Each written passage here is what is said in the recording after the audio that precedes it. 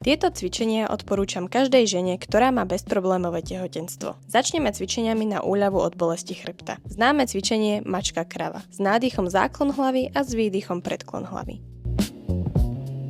Ďalšie cvičenie v pozícii kravy, nádych v strede, s výdychom rotujem trup do strany.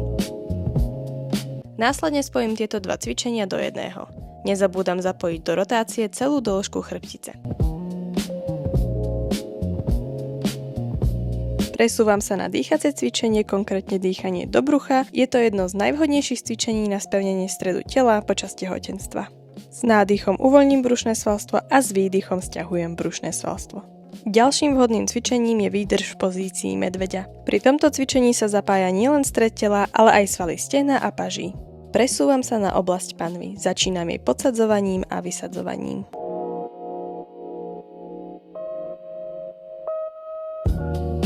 Nasleduje krúženie panvy do jednej aj do druhej strany a opäť sa vrátim k podsadeniu a vysadeniu panvy, pričom pri vysadení pridám rotáciu kolien smerom von.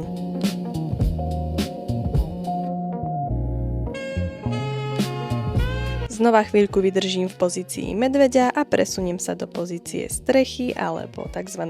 Psíka, kde striedavo krčím jedno koleno s druhým a zároveň rotujem bedrá.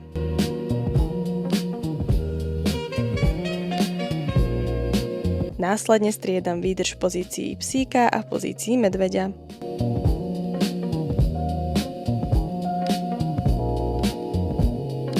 V záverečnej pozícii psíka pokrčím kolena a ešte viacej pretláčam hrudníku kolena.